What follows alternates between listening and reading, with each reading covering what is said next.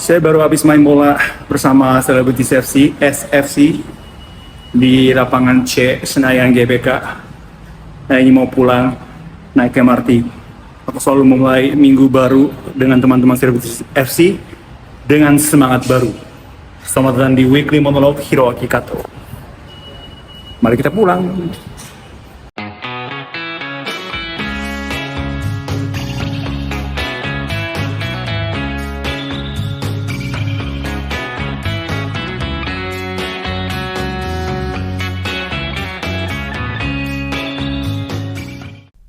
Konnichiwa semuanya, saya Hiroaki Kato, Weekly Monologue, di mana aku recap kegiatan-kegiatanku dalam satu minggu.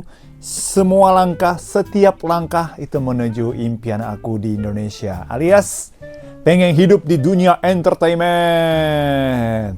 Yes, dan minggu ini juga langsung aja, aku mulai dari tanggal 20 Januari hari Senin.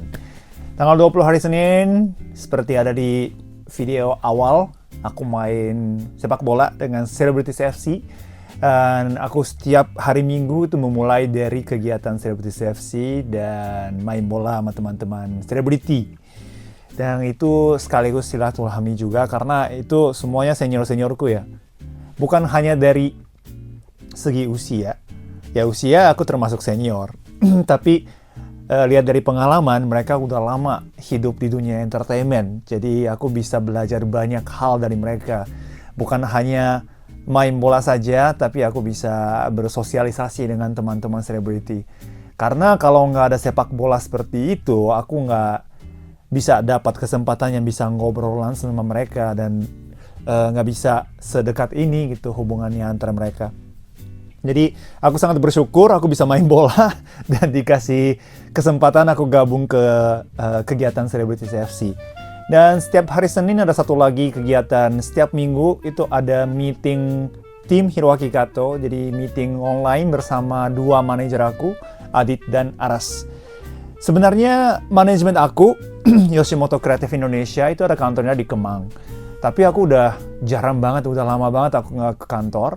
Dan dua manajer aku juga ya kadang-kadang aja ke kantor karena tempat bekerja itu kita sering berganti. Maksudnya lokasi aku bekerja itu berbeda-beda tergantung proyeknya. Jadi manajer juga daripada setiap hari ke kantor, kita meetingnya lewat online aja. Pakai Zoom dan kita ketemu langsung di lokasinya. Jadi sebenarnya sih mungkin ada beberapa selebriti yang selalu dijemput di rumah ke lokasi, tapi aku hampir nggak pernah dijemput. Hanya case tertentu aja yang aku dijemput ke lokasi. Aku biasanya berangkat sendiri dan ketemu langsung sama manajer di sana. Itu lebih gampang dan lebih efisien dan lebih hemat juga sih ya secara lihat dari ongkos transport juga gitu kan. Jadi aku nggak manja, aku mandiri. Aku selalu berangkat sendiri. Pokoknya kita setiap hari Senin tuh ngobrol tentang proyek-proyekku di depan. Dan kita recap juga satu minggu sebelumnya kegiatan-kegiatannya, gimana efeknya, atau gimana respon dari pihak kerjasamanya, atau segala macem. Dan tanggal 21 Januari hari Selasa, dari pagi saya berangkat ke Margo City Mall yang ada di Depok. Karena restoran sushi bernama Sushiro Grand Opening di dalam Margo City Mall dan itu gerai pertama untuk Jawa Barat. Jadi saya dan juga Genki diundang sebagai influencer untuk mencoba makanan sushi di Sushiro itu. Sushiro itu adalah sebuah restoran sushi Jepang yang khususnya untuk sushi yang berputar. Itu namanya kaiten sushi kan dalam bahasa Jepang. Jadi sebuah resto kaiten sushi nomor 1 di Jepang. nomor 1 dari segi jumlah gerai. Gitu ya. Kalau untuk Indonesia, yang di Margo City Mall itu gerai ke-6 dan gerai pertama untuk Jawa Barat. Dan di Jepang, mereka memiliki 645 gerai di Jepang. Dan itu terbanyak di bidang itu, di restoran sushi. Dan juga mereka memiliki gerai di luar negeri juga, ada 179 gerai, termasuk yang 6 gerainya di Indonesia. Nanti bulan Februari bakal buka di Casablanca, Mall Kota Casablanca. Jadi mereka itu siap-siap untuk menguasai lidah Indonesia gitu ya, dengan makanan sushi. Dan kualitasnya sangat bagus, enak banget sushinya. Dan harganya mungkin kalau dibanding Kappa Sushi yang kalian tahu itu dari Jepang juga, sebuah restoran sushi yang berputar juga. Nah, Kappa Sushi itu kan ada all you can eat ya. Tapi kalau untuk Sushiro ini nggak ada all you can eat, jadi setiap piring kita harus bayar. Jadi kalau lihat dari segi kesegaran atau rasa nasi, aku lebih suka Sushiro. Cuma kalau lihat dari harga, mungkin makan yang banyak banget itu lebih baik makan di Kappa Sushi mungkin ya. Tapi untuk kualitas rasanya yang mirip banget sama Jepang, dan ada beberapa jenis ikan atau kerang yang hanya ada di Sushiro. Itu ada banyak. Jadi itu tergantung seleranya sih. Tapi 2 restoran sushi yang berputar yang terkenal banget di Jepang itu udah datang ke Jakarta. Silakan coba aja kalian ya. Di Sushiro yang ada di Margo City Mall itu juga sangat oke. Dan ada sering ada promo juga ya Sushiro. Jadi silakan cek aja Sushiro terdekat dari rumah kalian. Malamnya aku main bola lagi sama Centro FC. Itu sebuah tim sepak bola yang dari dulu aku sering gabung.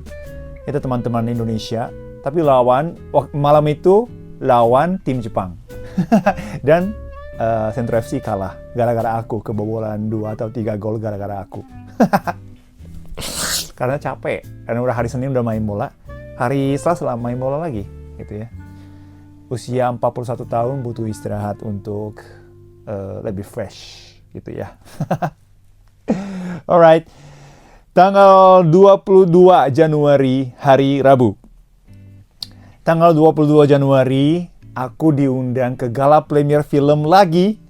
Film horor Pengantin Iblis yang mulai ditayang tanggal 29 Januari di seluruh bioskop. Berarti waktu aku upload video ini berarti sudah mulai ditayang di seluruh bioskop di Indonesia. Disutradarai oleh Azhar Kinoy Lubis, ditulis oleh Lele Laila. Nah, Lele Laila-san yang aku pernah bekerja sama untuk Ivana. Jadi pertama kali film pertama yang aku main di Indonesia, aku bekerja sama dengan Lele Laila-san. Dan Lele Laila-san untuk nulis skenario ini juga gitu. Dan yang buat film ini adalah Lito Pictures, itu dari perusahaan permainan video daring, online game ya, alias online game di Indonesia. Jadi ini lucu karena di gala premier juga mereka promosi game online Pengantin Iblis. Jadi bukan hanya film saja, tapi untuk promosi atau nggak tahu mungkin mereka bikin gamenya juga untuk Pengantin Iblis supaya orang-orang pada setelah nonton film masih bisa connect sama dunia Pengantin Iblis. Itu salah satu promosi yang cukup menarik untuk perfilman Indonesia.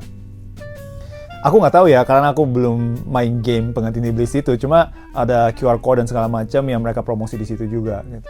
Jadi perusahaan online game akhirnya membuat film juga. Itu sebuah gerakan yang sangat menarik. Dan film ini dibintangi oleh Taskia Namia, Wahda, Alia Ailani, Givina, ini adiknya Uus ya, Buki B. Mansur, Eli Lutan, dan Ratna Liantiarno. Yes, ini benar nggak ya cara bacanya? Aku cuma catat di sini, semoga benar ya. Jadi, dan kali ini aku diundang Taskia Namia, yang aku bekerja sama untuk Ivana dan juga The Shadow Strays. Dan kalau ada undangan dari Taskia, aku selalu pengen berangkat karena aku pengen balas budi sama Taskia waktu aku main film Ivana, film pertama, dan aku udah mungkin beberapa kali aku ceritakan di dalam weekly monolog ini. Taskia itu adalah orang yang selalu bantu aku untuk masuk gabung ke tim. Karena pertama kali main film ya waktu Ivana, aku nggak kenal siapa-siapa di situ. Karena lingkungan perfilman, dunia perfilman sama lingkungan dunia musik itu kan totally lain. Ya aku nggak kenal sama siapa-siapa. Aku masuk lewat casting, jadinya aku nggak kenal siapa-siapa. Sementara para aktor aktres yang sudah terbiasa main film itu mereka udah saling kenal duluan. Dan sebagai newbie ya, aku merasa mereka sudah ada lingkaran network yang hubungan yang sangat erat dan kompak. Makanya merasa agak susah untuk masuk ke situ. Nah waktu itu Taskia yang ajak aku untuk masuk ke dalam. Jadi aku selalu pengen balas budi dan pengen dukung full Taskia Namia. Dan aku senang banget bisa nonton lagi film yang dibintangi oleh Taskia Namia dan dia menjadi tokoh utama. Pengganti Iblis aku nggak bisa spoiler ya karena ini masih di bioskop. Jadi silakan teman-teman yang berminat silakan nonton aja. Dan tidak akan menyesal kalau nonton. Kualitasnya juga bagus, filmnya juga story-nya juga sangat menarik. Silakan merasakan aja. Aku terutama suka aktingnya Taskia. Dari scene awal sampai scene akhir itu karakternya Taskia itu totally berubah. Dan di situ aku lihat betapa hebatnya akting Taskia Namia. Silakan menikmatinya. Dan aku bersama Genki nonton bareng di gala premier. Jadi 2 hari berturut-turut sama Genki. Genki terima kasih ya udah nemenin aku. Kemarin sempat kita ambil kayak konten interview gitu kan di studio ini. Terus habis itu kita sama-sama ke Sushiro. Dan hari berikutnya aku ajak dia ke gala premier Pengganti Iblis. Makasih ya, jangan sampai kapok ya. Dan di gala premier itu aku ketemu juga Yasamin Jasem yang yang kenal waktu gala premier Sorop, film horor juga dibintangi oleh Yasamin dan juga Hana Malasan. Sebenarnya waktu itu aku diundang Hana Malasan untuk nonton gala premier, tapi dikenalinya Yasamin di situ dan kita mulai kontak di situ. Dan ternyata Yasamin juga datang ke gala premier Pengganti Iblis. Kita ngobrol dengan mamanya juga. Dan aku senang sekali ternyata Yasamin tuh nonton The Shadow Strays juga. Dia memuji acting aku atau action aku. Jadi semoga untuk kedepannya aku bisa bekerja sama dengan Yasamin juga ya di situ ya. Dan ya pokoknya teman-teman yang berminat, penasaran ataupun nyuka horor, pencinta horor, silakan nonton aja langsung di bioskop Pengganti Iblis dibintangi oleh Taskia Namia. Tanggal 23 Januari, hari Kamis. Dari pagi aku siap-siap untuk MC Presscon Pokemon Future Plans for Indonesia 2025. Nah, Pokemon salah satu IP dari Jepang yang bisa dibilang paling terkenal sekarang dan paling banyak diminati dari Jepang. Nah, ada banyak anime, ada banyak drama, ada banyak IP kayak Doraemon dan segala macam. Kayaknya tapi daya IP-nya yang sekarang salah satu yang paling kuat adalah Pokemon ini di seluruh dunia, bukan hanya di Indonesia. Dan aku MC untuk Presscon yang setahun sekali, annual Presscon. Jadi setiap tahun bulan Januari Pokemon itu selalu bikin press con untuk mengumumkan future plan selama 1 tahun itu. Tahun kemarin 2024 juga aku berperan sebagai MC di acara press con ini. Dan alhamdulillah bersyukur sekali aku dipercaya tahun ini juga aku menjadi MC press con ini. Kali ini juga acaranya dihadiri 100 orang lebih, termasuk wartawan dan juga influencer. Banyaklah pokoknya, dan ramai. Semua orang itu antusiasnya luar biasa. Karena pengumuman untuk tahun 2025, biasanya presscon Pokemon ini itu bukan hanya 1 atau 2 saja, tapi lebih banyak. Kali ini, tahun ini ada 5 pengumuman.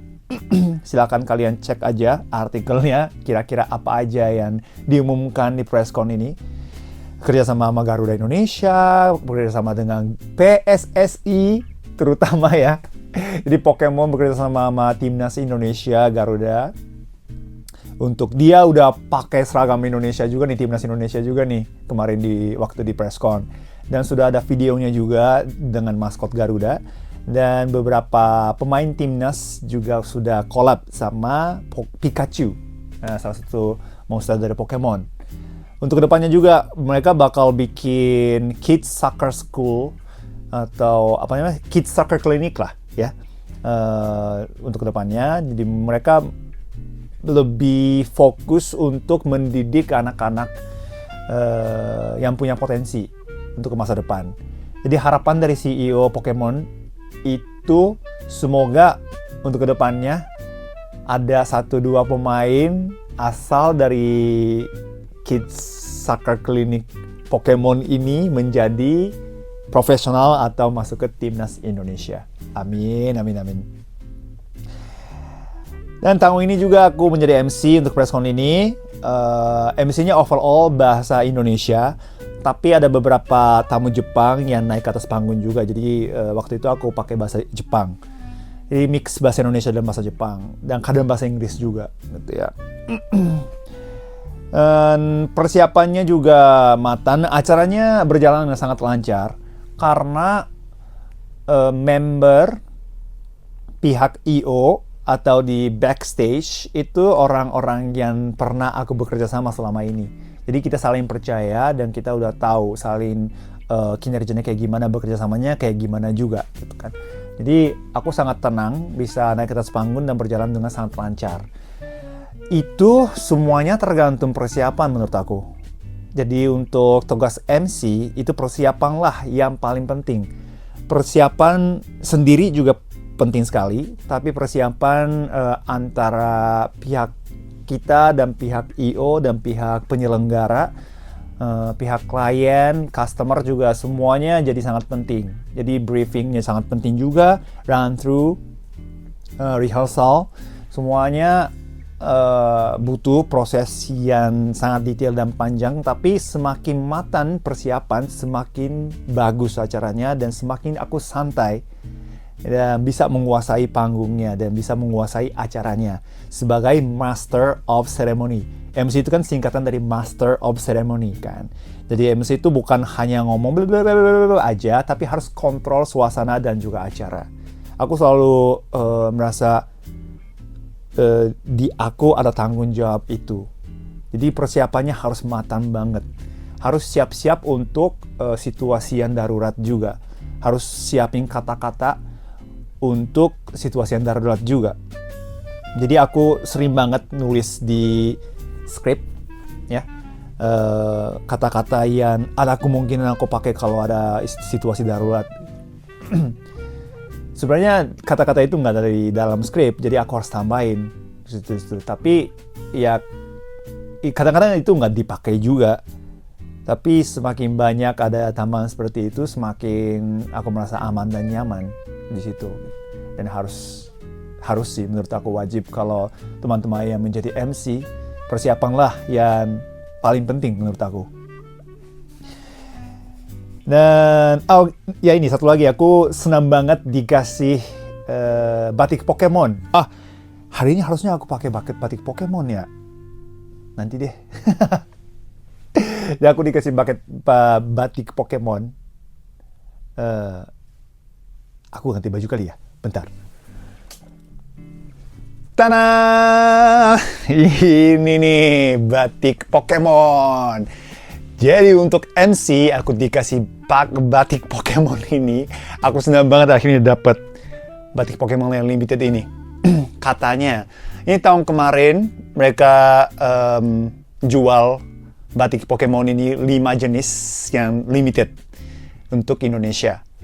Katanya ada banyak orang Jepang tuh datang ke Indonesia, datang ke acara Pokemon di Indonesia hanya untuk beli beli batik limited ini. Hebat ya, gokil. Jadi banyak kolektor kolektor merchandise Pokemon itu ada di dunia, di mana-mana kan mereka datang ke Indonesia hanya untuk beli limited edition ini. Ya sih, di selain Indonesia nggak bakal ada ya kayak ini ya. Tahun ini juga mereka kayaknya jual batik ini. Jadi teman-teman yang pengen dapat, ini kan limited banget ya. Jangan kelewatan untuk membeli batik Pokemon ini. Ini bagus sih, emang desainnya. Ini kan desain Pikachu ya, guys. Ini Pikachu dan Pokeball kan ada kan. Ada beberapa jenis, ada 5 jenis. Ada yang Koi King, ada yang apa gitu. Jadi silakan kalian cek aja langsung sendiri ya. Dan setelah acara Pokemon dan aku menjadi MC, aku menuju sebuah resto barbecue Korea bernama Chonggiwa yang ada di SCBD untuk hadir di perkumpulan kampus aku Tokyo University of Foreign Studies. Jadi banyak lulusan Tokyo University of Foreign Studies itu lagi bekerja di Indonesia. Dan kali ini kami mendatangkan 3 mahasiswa yang lagi exchange pertukaran pelajar di UI sekarang. Jadi mereka itu mahasiswa kelas 3 atau kelas 4 ya, jurusan bahasa Indonesia yang lagi exchange di UI. Dan setelah dipikir-pikir ya, mereka usianya 21 tahun. Sementara aku usia 41 tahun. Selisih 20 tahun, guys. Selisih 20 tahun. Kalau hidup biasa, ya. Sangat jarang dikasih kesempatan bisa ngobrol langsung dan bisa ngobrol lama santai dengan orang selisih 20 tahun. Iya nggak sih? Maka aku sangat bersyukur dan berterima kasih ada kesempatan seperti ini yang aku bisa dengar apa yang mereka rasakan, apa yang mereka pikirkan selama ada di Indonesia. Dan sekarang, aku pengen tahu cara pikirnya kayak gimana sih Gen Z ya, Gen Z ya. Tahun usia 21 tahun itu masih Gen Z kan. Jadi Gen Z merasa gimana tentang Indonesia sekarang dan juga exchange gitu.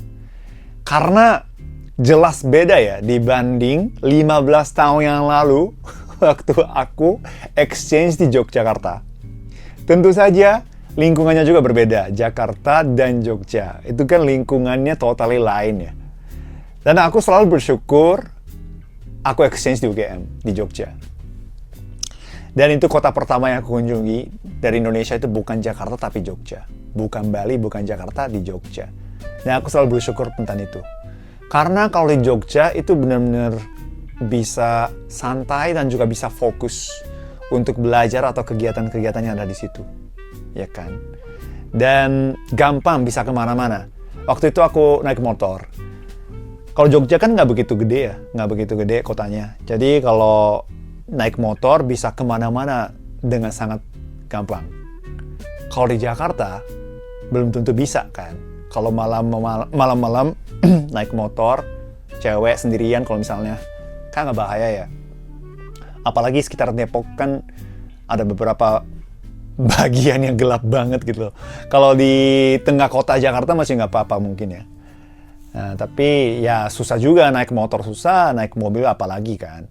Jadi otomatis mereka terpaksa harus naik kereta atau harus naik. Ya sekarang mending sih karena ada Gojek dan Grab yang bisa mereka pakai gitu dari aplikasi. Cuman ya tetap aja kalau mau datang ke tengah kota harus naik kereta, bis gitu. Kan itu lumayan lama ya. Kalau di Jogja kalau sekali naik motor ya 10 menit, 15 menit udah langsung ke tujuannya. Gitu. Karena kotanya kecil. Dan murah. Itu dia. Murah.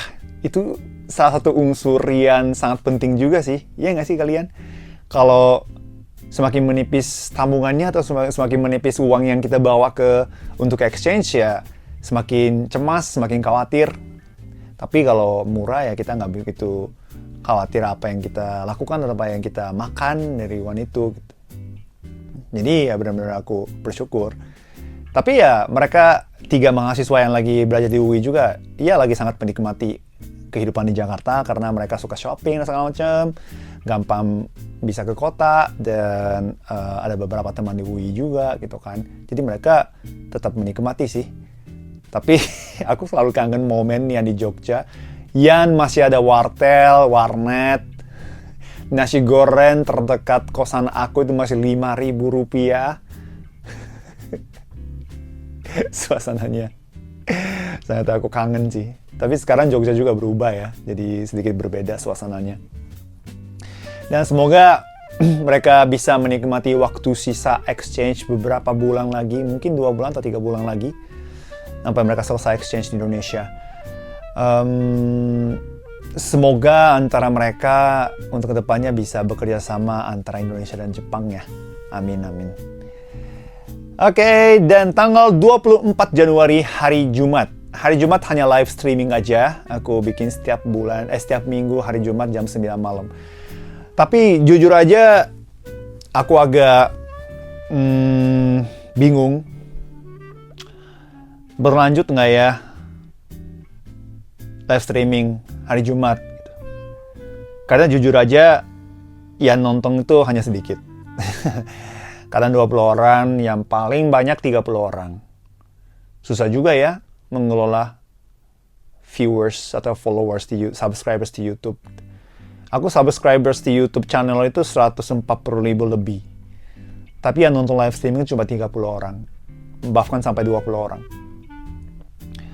Karena ya mungkin mungkin aku bikin YouTube channel itu udah lama banget, 11 tahun atau 12 tahun yang lalu. Dan awal-awalnya masih aku rajin upload videonya, tapi ada sebuah masa yang aku jarang upload video. Dan mulai aktif lagi 2-3 tahun yang lalu waktu pandemi gitu kan. Jadi mungkin subscribers yang awal-awal itu udah nggak pakai lagi YouTube atau udah lupakan saja ya channel aku gitu. Udah lupa aja channel aku, atau banyak yang nonton konten tapi belum subscribe, atau ada banyak yang tidak nyalain notifikasi. Mungkin ya ada beberapa alasan, tapi memang mungkin kontennya juga kurang menarik kali ya. Tapi soal live streaming, aku tahu dan aku sangat bersyukur juga ada beberapa teman yang setiap minggu nunggu live streaming datang dan ngobrol sama aku. Dan itu sangat membantu, dan aku yang dihibur juga dengan percakapan itu. Jadi salah satu ciri khasnya live streaming itu kan kita bisa ngobrol langsung dengan on time ya. Jadi itu yang membuat aku sangat semangat lagi untuk bikin live streaming. Tapi ya tetap aja aku agak bingung setiap minggu tetap bikin live streaming atau enggak ya. Gitu. Kalau teman-teman kalau ada saran, advice, silakan nulis di kolom komentar. Sebenarnya udah ada banyak yang bilang silakan pindah aja ke TikTok Live. Jadi banyak yang ajuin TikTok Live karena di situ ada kayak saweran juga di dalam TikTok. Gitu. Siapa tahu lebih banyak viewersnya, karena sekarang dibanding YouTube lebih banyak orang yang stay di aplikasi TikTok, kalau terutama di Indonesia. Gitu ya. Mungkin, tapi akun TikTok aku kan nggak begitu aktif ya.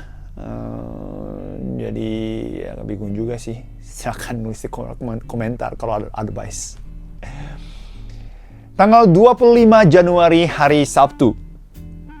Aku ikut nonton live Mocha di mana, di Grand Galaxy Park Mall Bekasi. Aku sebagai staff ya. Aku sebagai staff ikut mereka.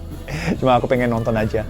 Aku selalu senang dan bahagia bisa nonton konser Mocha secara langsung. Walaupun vokalisnya Mocha, Arina Vipania, sudah menjadi istri aku, tapi tetap aja aku adalah one of the big fans Mocha gitu ya, sejak 2006 waktu di Jogja, masih kuliah di Jogja, sejak waktu pertama aku dengerin lagu-lagu Mocha dan kumpulin semua album sampai sekarang gitu. Jadi setiap ada album baru, merchandise baru, aku selalu beli. Padahal kalau minta ke Arina otomatis dikasih, tapi aku nggak mau karena aku pengen kontribusi ke kegiatan Mocha secara Mocha tetap eksis di dunia ini ya, sebagai fans. Jadi aku selalu beli kaos, CD, merchandise, stiker, kayak gitu-gitu tuh aku selalu beli di Tokopedia. Mocha Merchandise Shop itu ada di Tokopedia. Teman-teman yang berminat silakan. Dan semoga, aku selalu berharap sih band Mocha ini tolong berlangsung selama-lamanya dengan member yang sekarang ini gitu loh. Jadi ini member sekarang Mocha yang berempat itu member asli. Mereka ketemu di Bandung dan sampai sekarang mereka lanjut tahan Mocha sampai sekarang. Banyak band seangkatan mereka itu udah bubar atau sudah tidak aktif lagi di dunia entertainment, dunia musik. Bukan hanya mereka saja, tapi ya, mereka adalah salah satu band yang masih sampai sekarang masih berkarya, masih rilis album, dan masih aktif. Dan aku selalu salut dengan itu. Tahun kemarin mereka 25 tahun anniversary, dan ini tahun ke-26. Semoga untuk kedepannya juga sukses selalu Mocha. Aku berharap dan aku bantu sebisaku mungkin sebagai suami Arina juga iya, sebagai the big fans of Mocha iya, selalu bantu kegiatan mereka, kegiatan kalian. Ya. Jadi tolong tetap eksis. Dan di Bekasi juga ada banyak fans Mocha yang berkumpul. Fanbase Mocha namanya dulu Swinging Friends namanya, sekarang Mocha Friends namanya. Mereka juga banyak yang kumpul. Dan aku senang nyanyi bareng sama mereka juga sebagai penonton. Tanggal 26 Januari hari Minggu, aku punya fan community di Jepang, komunitas fans aku di Jepang. Itu sedikit berbeda dengan Superheroes. Ini apa namanya ya? Ya kayak komunitas fan club aku di Jepang. Jadi aku bikin fan meeting lewat Zoom. Karena banyak yang tinggal di Jepang juga. Gitu. Biasanya aku setiap minggu terakhir, hari Minggu, bikin online fan meeting ini. Dan kali ini juga ada beberapa teman-teman dari fanbase aku di Jepang itu gabung lewat Zoom. Ada yang tinggal di Indonesia, ada yang tinggal di Jakarta, ada juga. Ada yang dari Singapura, karena dia itu selesai bertugas di Jakarta dan barusan pindah ke Singapura. Atau ada juga orang yang pernah tinggal di Jakarta tapi sudah pulang ke Jepang, sudah balik ke Jepang tapi tetap gabung ke Zoom ini. Ada juga orang yang baru pindah ke Yogyakarta alias Kazuma. Kazuma aku udah ceritain di dalam weekly monologue minggu kemarin ya, atau 2 minggu yang lalu. Dia adalah salah satu content creator juga yang baru pindah ke Jogja. Jadi kita ngobrol banyak hal tentang Indonesia, atau aku dengar cerita betapa kangennya orang yang pernah tinggal di Indonesia ke Jepang, kangen Indonesia gitu ya. Jadi semoga fanbase community ini bisa menjadi tempat yang selalu berkenan tentang Indonesia dan juga Jepang gitu. Dan fanbase aku di Indonesia bernama Superheroes juga selalu welcome teman-teman yang mau gabung ke situ. Mungkin mulai dari follow Instagram superheroes_official di Instagram. Atau teman-teman yang pengen menjadi member inti Superheroes, silakan tinggal kalian kirim DM atau hubungi admin aja, admin Superheroes_official aja. Karena di situ ada WhatsApp group kalau nggak salah, dan dengan manajer dan beberapa member inti Superheroes.